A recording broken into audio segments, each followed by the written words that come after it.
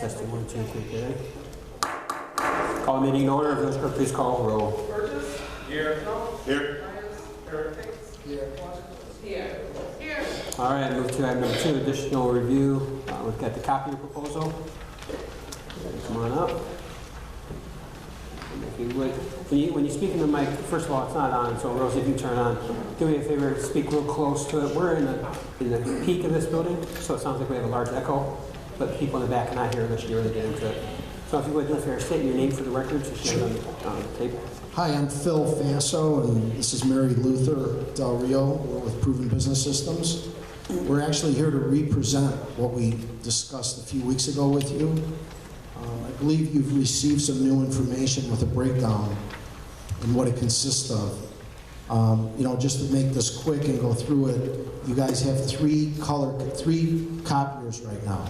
You have a large one that was introduced to the industry 9 years ago. You bought it about 4 years ago, so you bought it used, as you know. And then you have a black and white and a color. There's smaller units that are in the police and records, I believe. Okay, so the lease on those 3 machines, and I have it all broken down for you, is $480 a month. We also received a lot of information from you regarding the volumes, what you're currently utilizing as far as copies, how much a copy, so we know a lot of that information so we could do a good cost comparison. You're currently, based on all the volumes and the cost per copy, you're spending $182 a month on service. If you add the 2 together, and if everybody's on the same page, I think you are, you're paying $663 a month for one machine that was introduced 6 years ago, another one that was introduced 7 years ago, and the big one that was introduced 8 years ago. So, we're talking some older technology. What we're proposing to you are 3 brand new color devices. A new Toshiba color and we showed you the banners last week, and I don't think Mr. Mayor got to see these things that are capable with the new machines. In comparison to the Canon, the large Canon this is replacing, the quality is amazing in color. You could do a lot of the merchandise that you currently might now outsource and save money that way. It not only does color, but it scans lightning quick, the fastest in the industry. It has data security override, so anything that's copied, scanned, printed is erased as it's done. The old copier has a hard drive in it, so whenever we return the old copier, we need to erase the hard drive for any information that might be on there. The new ones, you don't have to worry about that. The 3 machines we're proposing, the big color, and then 2 other colors, one for police and one for records. They're both within a year of being introduced to the industry. The Toshiba was introduced about 2 to 3 months ago. The Canons are smaller Canon desktops, similar to what you currently have, and those were introduced within the last year. The new equipment lease is $316 a month for all 3 machines, 3 brand new color, compared to $480. The service on the new ones, they run more cost effective. It's $173 compared to $182. And that's not a big deal, but it adds up over time. The total cost would be $490 for those 2 machines. There's $170 in savings right there. Now, you still owe on the old copiers. To buy out the old copiers, we would fund that, put that in the lease, write you a check, and you would stream the payments. So you would still write a check to the lease company for those machines as if you still had them. We would take them, wrap them up, store them in our warehouse. When the lease is up, we ship them back free of cost to wherever the lease company tells us to send them. Copier leases are different than car leases or a car. Lease companies are not friendly like a bank. You can't call them up and say, I want to buy this out. And they say, okay, write the check for $7,000 and I'm happy with it. The lease company wants you to go into default. They want you to make a mistake, pay the interest, and keep paying on it. It's a trick, and every lease company in the industry for copiers does this. So that's why we'll write you a check, and all you do is keep making a payment on a machine you don't have. But we gave you the money to do it. So it's really a wash. When you add all of that up with the buyout, the total cost of this new equipment is $628.35. I'm glad I printed that big because I can't read it real well. But if you see the difference from the existing of 663 and the cost of the new one, you're actually saving $34.76 a month based on brand new equipment, same volumes, all color, brand new technology. So, I mean, I don't know if we could do a whole lot better than that, but that's quite a savings by itself for what you're going to get. Questions? I have a few questions. You may answer when I wasn't here. Our current machines have where we have to put a password in before anything can be printed. Same? Absolutely. We could set that up on all of them. Okay. You could set it up so you can block people out on color, and only certain people have a code that would allow them to use the color capability. You could track it. You could do it internally through the machine, through the internet, or you can go up to the machine and get printouts also. So we'll be able to track by their code how many Absolutely. We could limit them. You could say, I want to give this person 200 black and white and 100 color. You could set up anything you want. Okay. And then we could also do it by department. Absolutely. You could have just department codes. Okay. Any other questions? Would you guys clean the machine, those who take it away from there, take all the information out of the old machine? Absolutely. We actually sold Lexmark some years ago, so we know how to do those. And the cannons work currently at one of the largest cannon dealers in the country. So that will not be a problem. We can erase the hard drive and send it back as a new machine.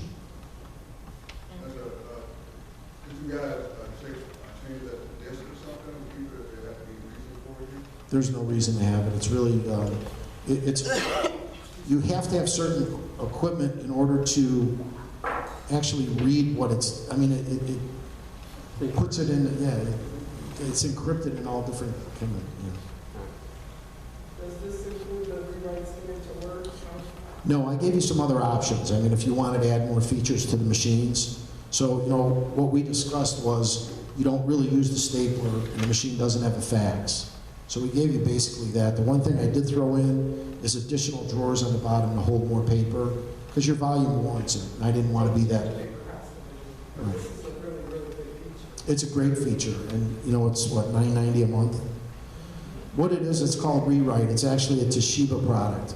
It allows you to scan a document, and when you send it to either your when you send it to your email, or to a file that we can do a scan to a file right on your desktop or a common file, it converts the document, instead of receiving it as a PDF, it converts it to either Word, Excel, or PowerPoint.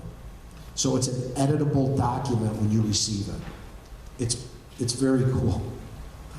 We have it on a lot of products. Well, you didn't, but it's a matter of adding that to the lease until we, you know, if you were to say you wanted to add a fax, all we'd have to do is add that monthly fee to the lease itself when you go to sign it. So, you know, this isn't in stone. This is showing you what you wanted and giving you a cost comparison. So, you know, now you want to, it's like a car, you want to put a power sunroof on it and you want leather seats. You know, we can add to it. And really, if you were to put that $9 or $10 in it, you're still saving money compared to where you're at. I think the fax machine, I know we talked about the fax machine before, we have a fax machine in the front office. Right. So I don't know that that's necessarily something that we should, in my opinion, that we should have. But I know I asked about the $9.99 rewrite before. Yeah. I thought it was a good idea. If we're already saving $35 a month, I think maybe that's something that before, personally, I think we should add it. We're supposed to save $25 to get brand new machines, color on all of them. I think it's a great. I use that feature a lot, but how I use that is I call my IT person and I tell him to convert that. So this would really work for me in my office. I don't know how many other people would use it, but this would be great for me, every person. Actually, there's more formats than just those three, too. I mean, it does a lot. Sure. All right. Trustee Graves. Oops. Yes, how many computers can you turn off? I mean, if we have a computer in this meeting, can it be linked to other computers or they have to be linked to the network or? You could do it either way. I mean, you could download the driver on the network and push it out to everybody, you know, from the server to everybody. I mean, you know, I sell to a lot of schools. We have 300 or 400 teachers that print from their laptops to multiple copiers. And my last question. I'm looking at well, I just want to know, the 4505, are we getting 3 of them? No, you're getting one 4505, which is a 45-page of in color, which is pretty comparable to you have a 50-page black and white now. And then the 2 Canons are the desktop units that would replace the Lexmarks you currently have. Okay, so they're not in here. There should be a brochure for a Canon 250 IF, it's called. And that'll scan, copy, and fax, and print. Right. Okay, so we're going to get 2 350 IFs? 250 IF. 250 IFs, okay. Right. The 350 is the exact same machine. The difference is the speed is a little faster. You know, could you use it? Yeah, I mean, but do you need it? Probably not. Any other questions? I'm sorry, Trustee Myers. Yes. The price I came up with of 173 was actually taking your volumes. And you have the more detailed sheet. I actually took the exact volumes that you had on top, and we just kind of mirrored it on the bottom. Truthfully, you don't even use the volume that they included in the lease. So what happens with that is, if you don't do the volume that they included, 240,000 a year in the lease at a certain amount, when you do not utilize them, you don't get money back. So we don't do it that way. We do pay whatever you use, kind of like gas in a car. You know, whatever you run, we charge you for. So we try to be more fair. There's ID whoever charged each person is normally person. Absolutely.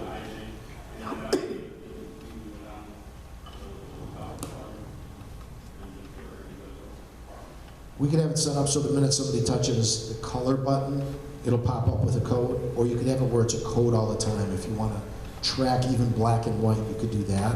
A lot of places don't track black and white, and then only when you go to print color do they track it. And again, you could lock people out. If they don't have a code, they can't use it, even from their computer.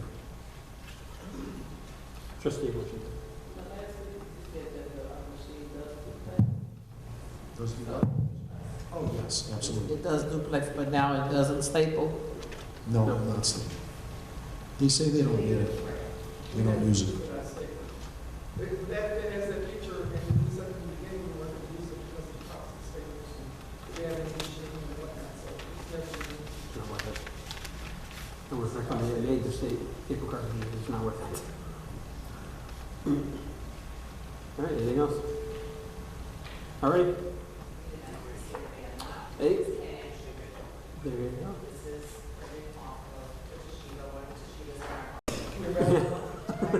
Go ahead I and hope you're all Cub fans and you're not mad at us now. Hey, right now, we're all Chicago fans. There you go. That's what we should be. You didn't have that last week. It was something else. Yeah. And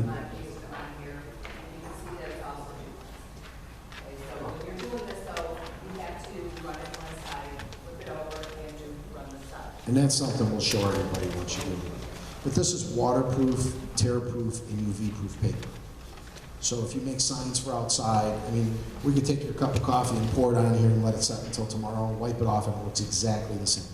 How much would just that banner by itself to buy that one piece of paper? This piece of paper is $6 a sheet, and it's 6 color clicks. So it's going to cost you about 30 cents to print it, 35 cents to print it, each side. All righty. Okay? Have this on the agenda for approval next week. Seems like everyone seems like they like the idea, so. Very good. Thank you for your time. Thank you. Thank you, everybody. You can take that with you. You can take that with you. White Sox, Bulls. Hey, there's always next year.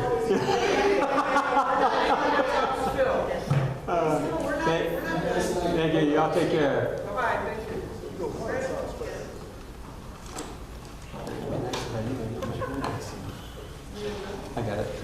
All right, move to item number 3, review the intergovernmental agreement to establish a joint 911 authority. We've got one here, right?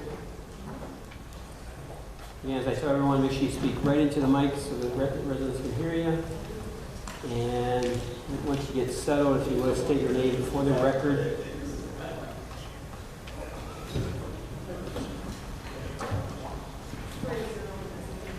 They're moving? Oh, okay, very good.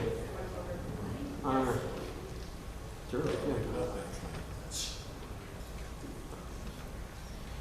Alrighty. Hold that thing closer if you would state your name for the record. Good evening, everyone. Very closer. Good evening, everyone. I'm Claudia Castro with the law firm of Odelson and Stirk. Thank you for having me here again.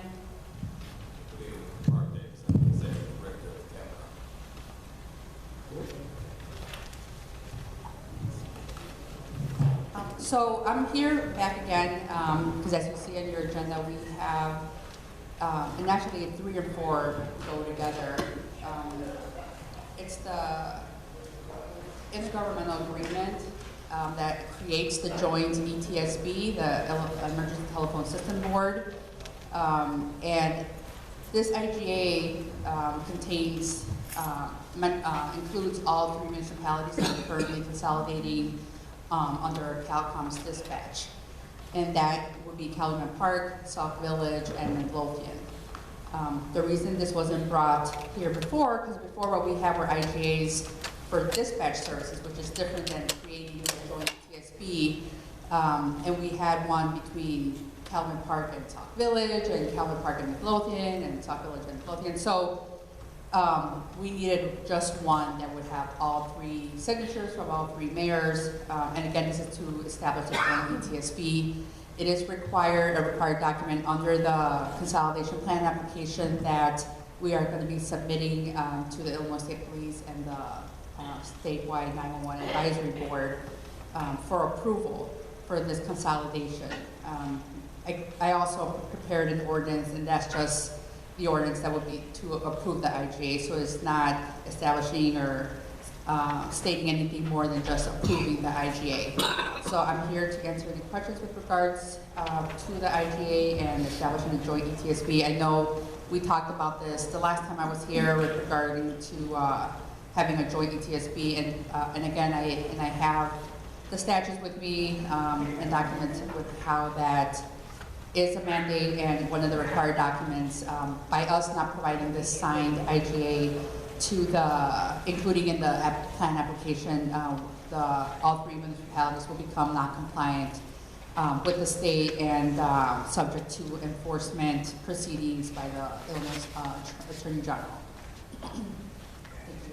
All right, so this, you really have before you 3 and 4. 4 is the agreement to establish the ordinance which enforces it. So go ahead and open up for any questions. Trustee Burgess. The way I understood it, that the mayor does appoint the board for each one of their municipalities, correct? Yes, so there are guidelines with regards to who is going to be on the board, and at that point, we're not at that point yet.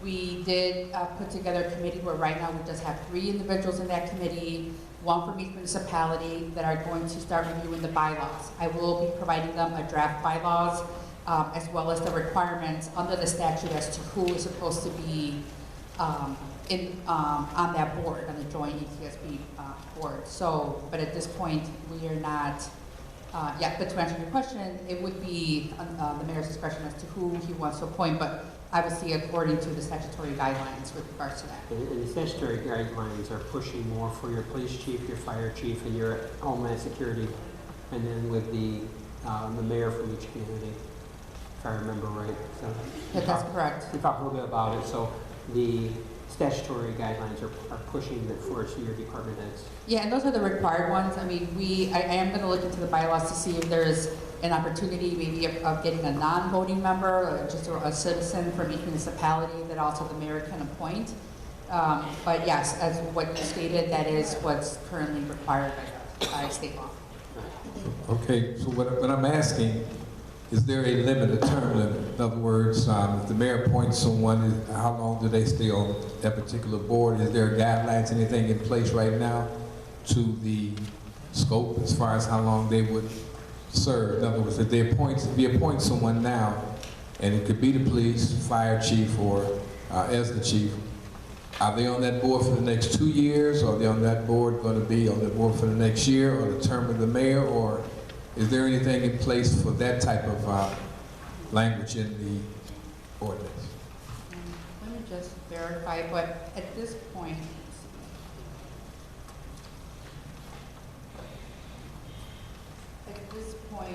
because the bylaws have not been established, that's something that would be dictated by the bylaws as far as the term.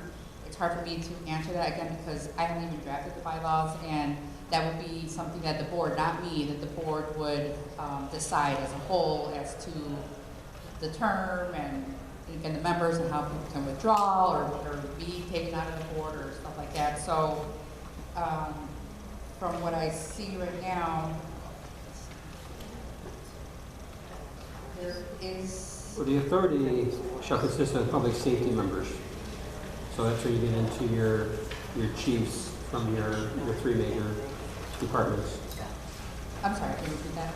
It consists of your public safety members. There should be your Yes. chiefs from the three we talked about, police, fire, and homeland security. That's correct. And again, those are the required members. Correct. Yes. So what I'm asking, if you're asking to establish this board, correct? Well, this is just to create the board. Right, to We're not establish the creating- board. We're now establishing the members, yeah. Right. Okay, so then once you establish the board, you have to establish the members after that so they can have, Well, some yes, type of right. representation. Yes, eventually, yes, but it's not something that's going to take place until the plan application is approved by Illinois State Police. Right now, we had to seek an extension to the first extension we were given. Our deadline, original deadline was for October 31st, as you know, which was yesterday. But because we still needed this IGA and the backup agreement, excuse me, and the AT&T network diagram, which are also required documents, we requested an extension for 2 months. I believe that we can have everything by the end of this month. So let's just say that we do turn everything in by the end of December. We were given until December 31st to submit our plan application. After that, it will be up to 90 days before we can get final approval after there's a hearing in front of the statewide advisory board.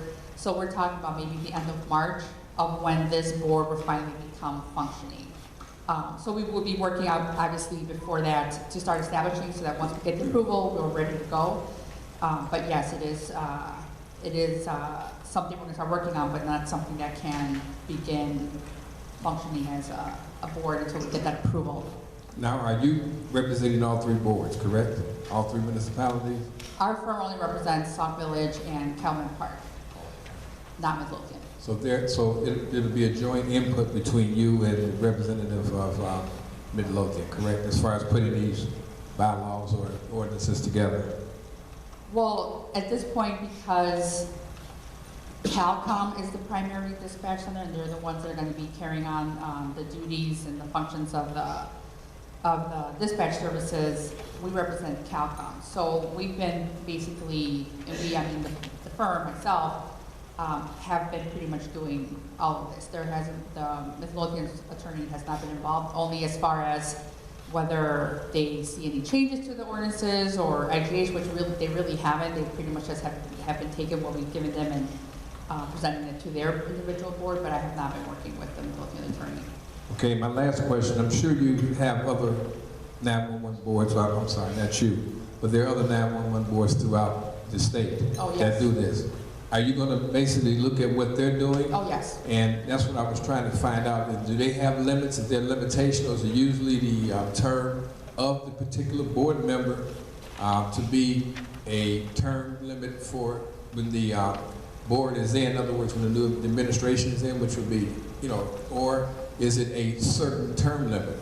As far as if a person gets appointed to this board, would they serve that even though they may not be that particular person If you change someone out, does that person still stay there, or does the new person that comes in that occupies that particular position become that board member?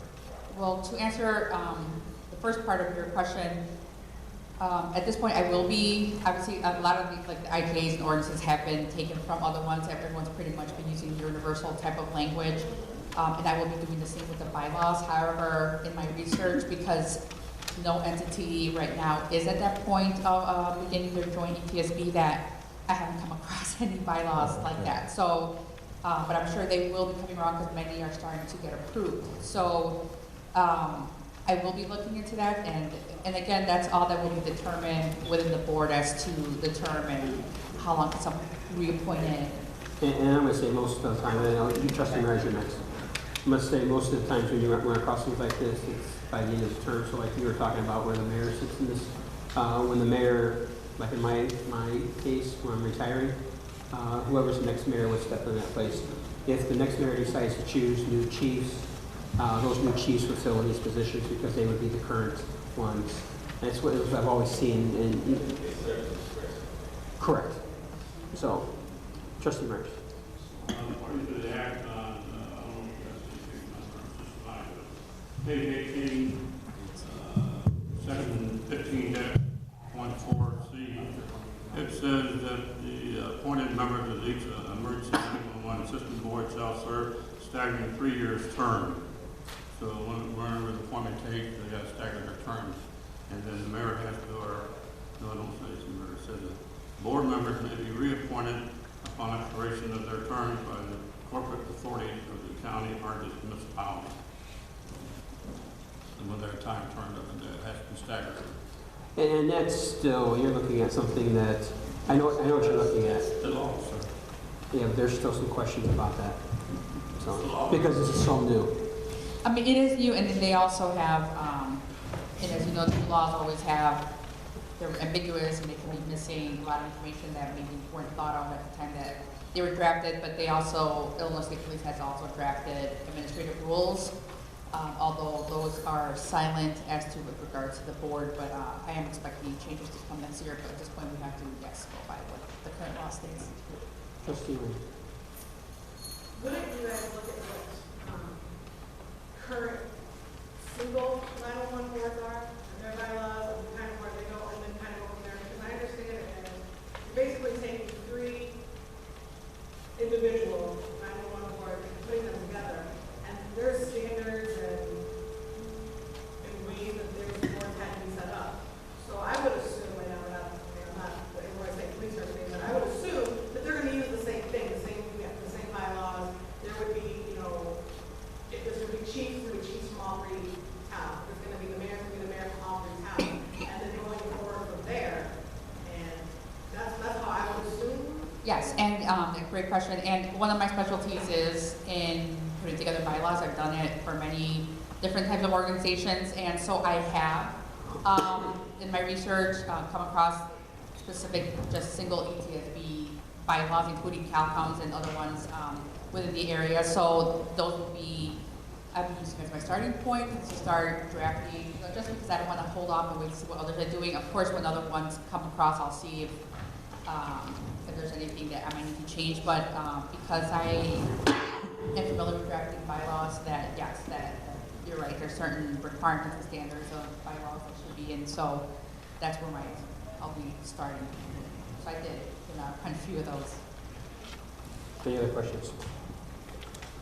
All right, I'm sure if they have anything, they can get hold of IGW. If you have any questions, you can just reach out to them. We'll have these on the agenda for approval next Tuesday night. Great, thank you. All right, thank you very much. Have a good evening. All right, move to item number 5, review of the 2016 CDBG capital improvement. This is before you the resolution and for the project, the $200,000. And for those streets, they consist of Clyde Avenue, Peachtree Avenue, 216th Court, 224th Street, 224th Place, 226th Place. And again, this is just a resolution like we have to pass every year to be able to receive these funds. Is there any questions on this one?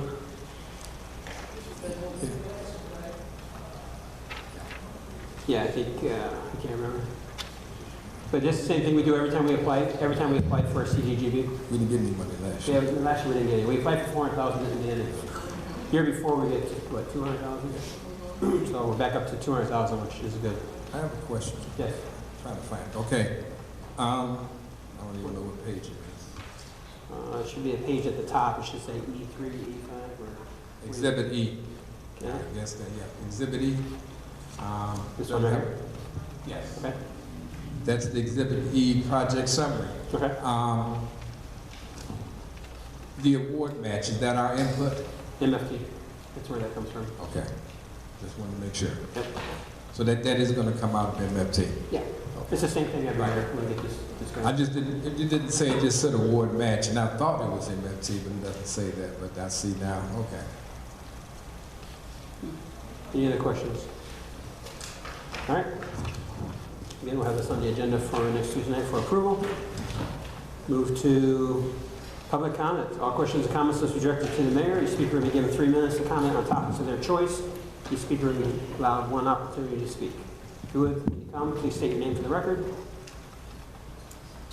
Roderick Grant. How you doing, Mr. Mayor? Good. Roderick Grant. Quick question. Just want to know, I saw a document in the back, the Sauk Village home ranges. I want to know what's the purpose of the document, and then also where did you get the actual ranges from? Is this from like Zillow, Realtor.com, or where was the information given? It's That wasn't distributed from us. it was not from us? Okay. Yeah. Yeah. Oh, I didn't put that out there. We didn't put that. You didn't speak to Mr. Holcomb, he's waving in the side gangs there, so. All right. Next. I just wanted to inform you that next Wednesday, our girls' basketball team is doing well. They fought hard. They lost by 1 point tonight against Rosa Parks. But next Wednesday, the 9th, I would like to invite you all to come out and support them in their last home game. They still have 2 more away games, but their last home game, that's going to be their homecoming and parent night, and they're going to be giving out roses. It's going to be a special occasion, and it would really be nice if you all would come out, you know, as village to support the girls. They're going to be playing against Dalton Junior High. And then you should be getting in the mailbox. I'm not sure if Village Clerk has it already, but I want to make sure I at least tell you. We're having our Community Fest on the 22nd of November from 5 to 7 at Rickover. And we're going to do the box dinners, the KFC box dinners like we did before, for meals free of charge for everyone. And if you all can come there, and if you want to get a table set up, I know I saw some of your flyers, Trustee Rosa, that some things you all were trying to do. If you want to get a table or something, then just contact Jeremiah Johnson to get you all a table set up. But I wanted to invite you to 2 major events that we're having this year. Thank you. And I did not get a flyer, Real quick, the basketball game, what time? 3:30. 3:30. Okay. Yes, If I am in town, I will definitely be there. that would be very So- nice. 3:30 at Rickover. Yes. All right, thank you very much. All right, next. Mary Klopp, just had a quick question. What is the balance in the water fund at this point? All right, I don't have the answer in front of me, so I think we gave it out last week. Last week was not for this day. Last week it was. I'm not even going to, reported. yeah, I'm not even going to report because, Last week I reported around 700,000, but I know that that's here now, so.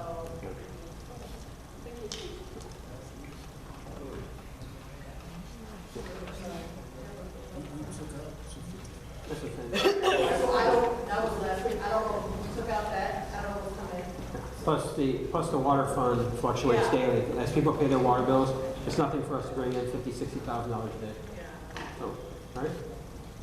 Hello, Rachel Eastman. I wanted to say awesome trunk or treat, by the way. It's You great. can speak up.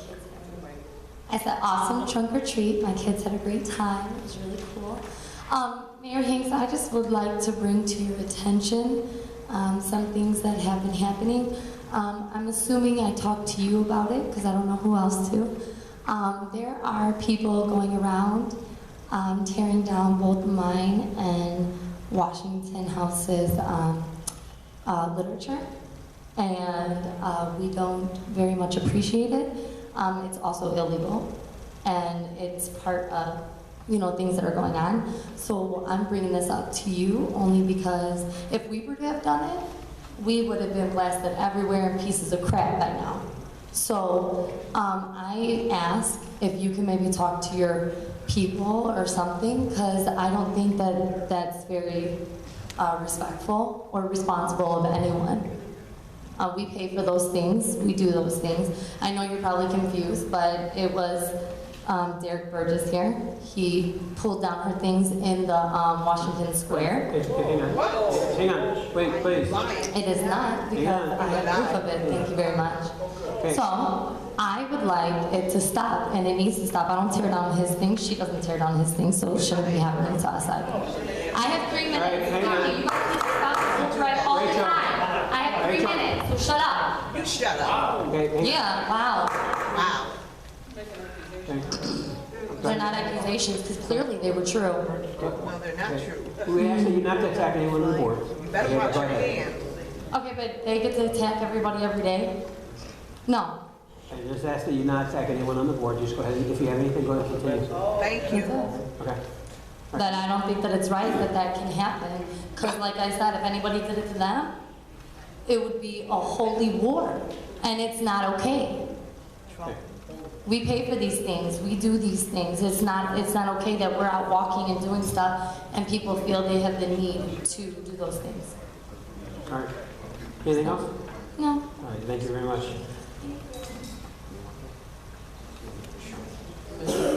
All right, I will make a statement, okay? I will make a statement. Hang on. Thank you very much. Chief? Frank Williams, 1633. Hey. Okay, go ahead. I'll make a statement later. This is the song.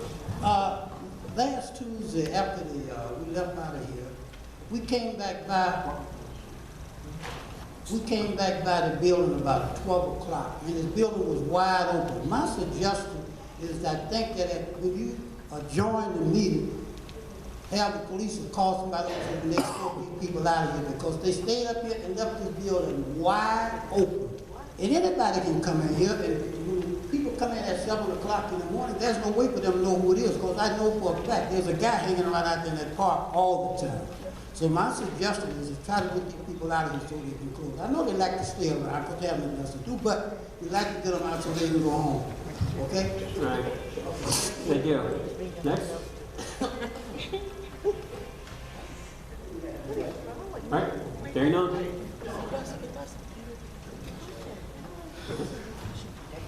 I'm sorry. Go ahead. Judy Cast here. I wanted to say that I was at the trunk or treat with Nan Warbo from the library, and we gave out books that Nan donated and Gary Holcomb donated the candy to go out of the trunk there. I was extremely surprised with the trunk or treat this year because of the things that happened. Not only were there more vehicles giving out candy this year, but the fire department not only headed the parade, but when they pulled in, they were giving things off the fire truck for the kids. The police department had their trunks open and were giving the kids stuff out of their trunks, and so was ESDA. We ran out of books, we ran out of candy. I didn't see anything that I could be negative about that happened during the trunk and treat. It was an awesome event, and I want to thank Trustee Jones for allowing me to be a part of it. I think his committee did an excellent job. It was one of the bigger ones that we've had in a long time, and I'm hoping that maybe next year it'll be even bigger. But it was awesome, and the kids did have a good time. As far as what the previous young lady said up here, I feel that that was handled very poorly. I feel that if she had a problem with a trustee, she could have approach that trustee. I've seen her talk to him multiple times, and it could have happened this time too. So discreetness should have been used. Thank you. All right, thank you. And just so we're clear, that was your phone going off. It wasn't someone else in the audience. Okay, I know. I just want to make sure we're clear because I've heard some comments why I wasn't telling people to turn their phones off. Right? Anyone else? Hearing none, move to miscellaneous business comments from the Board of Trustees. You got that, Mike? Start right here with you. I just wanted to remind everybody that the casino trip for the 60th anniversary is November 11th. Money is due this Friday to the front office. You can contact myself or the village clerk. It's $35 for the casino trip. Pickup here is noon. And we'll be back by 6:30. I think that's what the flyer says. Also, I wanted to talk about trunk or treat and spaghetti dinner. I attended both this weekend. I don't have the actual numbers, but I'm pretty sure that was the biggest trunk or treat that I've ever done. Because the amount of kids, maybe because they were coming from both directions, so maybe it just looked like a lot of kids, but a lot of kids. So then, assuming my son had a good time, and from what I understand about the spaghetti dinner, that they sold out of spaghetti. So it was a big Saturday in the village, so that was great. Also, the holiday food basket, you will have the flyers on the back table. There's boxes in the hallway, and for anybody who's concerned, because I know that a couple people have asked, those boxes do get emptied out at the end of each night. Someone was concerned about them sitting in the hallway, somebody going through the boxes. You don't need to be concerned about that. The boxes are emptied out at the end of each night. We are looking for toys for the toy drive and as well as food for the Christmas holiday baskets. The list of items that we're looking for is on the flyer, and that flyer is on the box. So if anybody would like to donate just a can of corn, or a lot of people are doing enough for one whole basket, whatever's on the list for one whole basket. Any type of donation will be greatly appreciated. Also, I was actually going to talk about the Village Lockup 2. Want to say about 3 or 4 years ago, we had a system, it lasted maybe 4 months, where each elected official took a turn. They took a month. And it was that elected official's responsibility to lock up the village hall at the end of each board meeting. We established a 5-minute rule. 5 minutes after the board meeting, that individual was responsible for turning off the lights in here, turning off the lights in the hallway, and locking up the doors so that nobody could get back in, and asking people to kind of usher out to make sure that the building is locked. I know that I tried to do it on my way out, but that depends on the temperament of my child at that time. So, and I don't want to always be the one responsible for it. So I don't know if that's something we want to initiate again. You know, if that's the consensus on this board, I'll take November. But it should be kind of a rotating basis, so one person isn't always responsible for doing that. So I'd like to hear the board's input on that. And then, in case anybody was wondering, it's the bottom of the second, 3-0, comes up. Thank you. Trustee Burgess. Yes, thank you, Mayor. First of all, November 9th, here, next Wednesday, I will have the Public Works meeting. We'll be here at 7 o'clock. Next Friday, November 11th at 11 o'clock, we will have the Veterans celebration. All veterans are invited, and there's going to be a reception afterwards at Popeyes for the veterans. I just want to make a few comments. First one, Mayor and the board. I just wanted to say basically what Trustee Williams said, I used to be in charge of Parks and Recs, by the way, and this was the largest that I've seen since I've been a trustee as far as trunk or treat. I was commenting with someone, we were looking at the kids going past Village Hall, and they were already still at Village Hall and coming into the parking lot. So you had over 100 kids to come through, and the people that were passing out candy held out. So it was, a lot of people bought a lot of candy because it was coming from both ways. So that's something that has kudos to the to the Parks and Recs chairman. It was huge. The weather had something to do with it, but it was well attended. The spaghetti dinner, I did go. I don't know if anyone's here from the representation, but I just wanted to know that I went because I did buy several tickets to the different raffles, but I haven't heard anything, so obviously I did not. I get it. And there's one thing that I've learned to really look over and not even think about. I'm probably one of the few people that have been in area elections since 2006, or 2005 really. And every year is always something, but I do know for my sake, I've never moved, or had someone pull someone else's sign down. This is a democratic government. Everyone has the right to speak. Why would anybody do anything like that? I mean, over the years, we never had those type of complaints. Yes, signs came up missing, but to go inside a business and do something like that, I don't know. But it is election season. I'm not going to dignify that answer or that question with an answer. It's just that it's a shame. We have to do better. It tells you a lot when things like that come up and you accuse a person. I mean, I don't know. And as far as locking up Village Hall, Mayor, and Ms.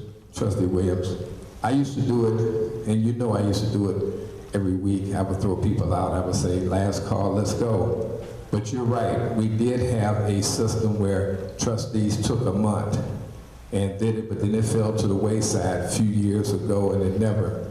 But I'm just hoping, because I'm not for sure, but I'm hoping every trustee here knows how to lock the door as they should know how to come in. If you have meetings here, you know how to get in, and it's not through the back door. You know how to keep the doors open. So I think we should go to some type of way where you designate someone, because it's like a fire drill sometimes when you leave the meeting, that people are getting out of here so quick so they don't have to lock it up. Or the same ones are here and then they have to lock it up all the time. I was under the impression last one out is the one that locks it up. So maybe we need to go and designate whose time it is to do that. And that's all that I have.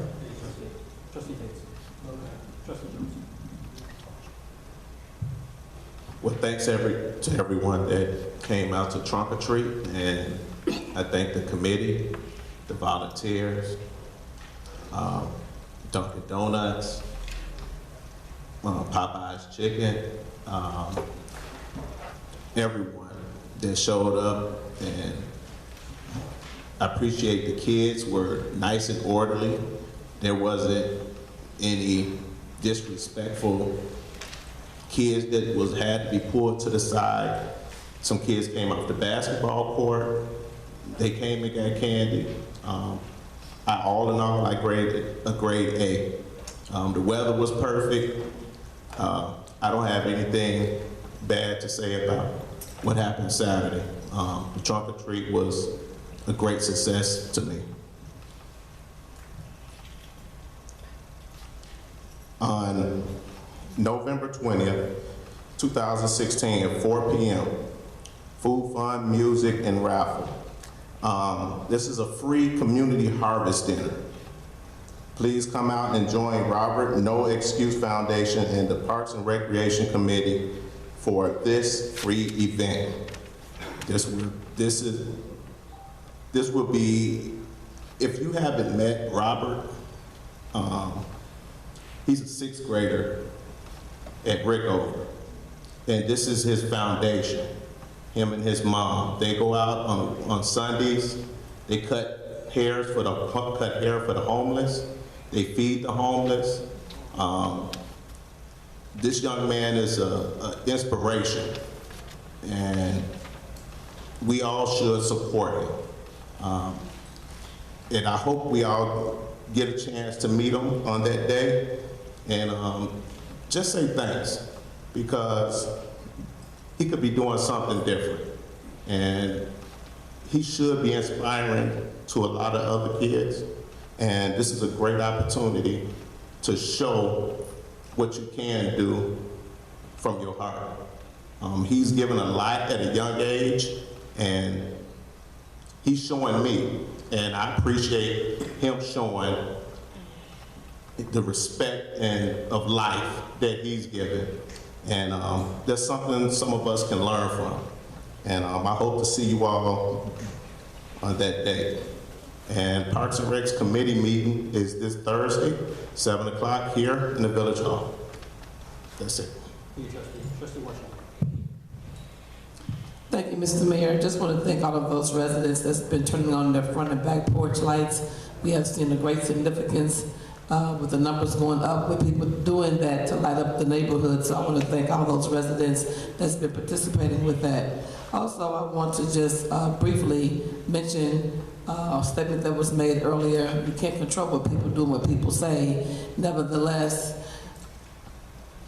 people are passionate, I would say, especially when they're making new endeavors. I remember, and we can't talk about politics really in the rotunda, so I was new with politics in Sauk Village.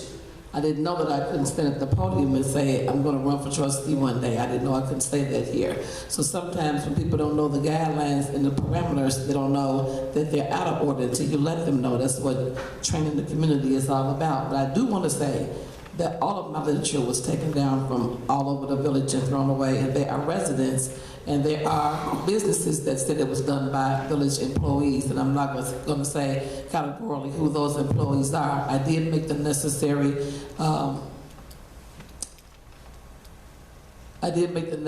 steps to go and talk with the police chief. He already knows who it was. He already knows what the employees in the stores told me that they saw. I'm glad for the stores that did have cameras. I'm glad for the apartment buildings that do have cameras on their premises. And I'm going to prosecute it to the fullest extent of the law because it's illegal. I don't do it to anybody. I don't appreciate anybody doing it to me. Thank you. Trustee. No comment. Thank you very much. All right, I do have quite a few things I want to run through as fast as I can, because I know we have Cub fans out in the audience. First of all, what's happening should be on the back table and should be coming on e-alert soon. Resource fair coming up. If you know anyone's looking for a job, it's Thursday, November 10th. So we've got that. We've got the call to all veterans. If you have any information, if you served in the military, if you provide your service rank, if you have a photo, if you have a memory, we're putting together a slideshow. So we have extended the date. The date was as of yesterday. We're going to extend it to give people more time. So this is something we're going to put on our website, and we're going to show at the pre-Thanksgiving dinner, which is going to be November 17th. You can see the flyer. The information is down there at the bottom also. Leaf pickup. E-alert went out for about leaf pickup. So if you've got an e-alert, you already know, but leaf pickup will begin November 7th through the 11th, skipping the week of the 14th through the 18th. Residents can still put leaves out until the 20th. The final pickup will begin November 21st. Crews will be out to pick up each section on garbage day. Remember, do not park on the streets on garbage day where you will be ticketed and possibly towed, especially anytime, but especially during this leaf pickup, all right? Because it's important that they get as much of this picked up so our sewers don't get plugged during the wintertime, all right? I did mention to it last week. We got the Metro Safety Poster Contest and essay. There's still, the deadline for entries is Tuesday. Posters are already out. Thank you very much. Clerk. Let's see here. Let's pick up safety poster. Last Saturday was a full day here, so if you got a chance, I got to watch the kids. I stood out in front of the village hall as the kids went by, and you're right, I think it's probably the best trunk or treat I've ever seen. So great job to your committee, and kudos to the committee for all the work that they did. My committee, senior committee, actually being here. So I think it's on the same time. But we had this around, and if I remember right, I saw some of the stuff that sold out, and a lot of fun this year. So the Morgan family singing, and the Lion Dance singing, and the seniors coming out, and everyone to see it. So I think everyone who was involved in that, everyone did cooking, all the helpers, the volunteers that came out for that, for the senior committee, thank you very much. You make a chairperson's job a lot easier. So locking with the village hall, I know it's brought to my attention. Usually, I have to be honest with you, usually on the last one here, everyone's gone. I usually do a check. Last week, I got out of here pretty quick. I had to go do some stuff with family. So when I left, this place was so packed.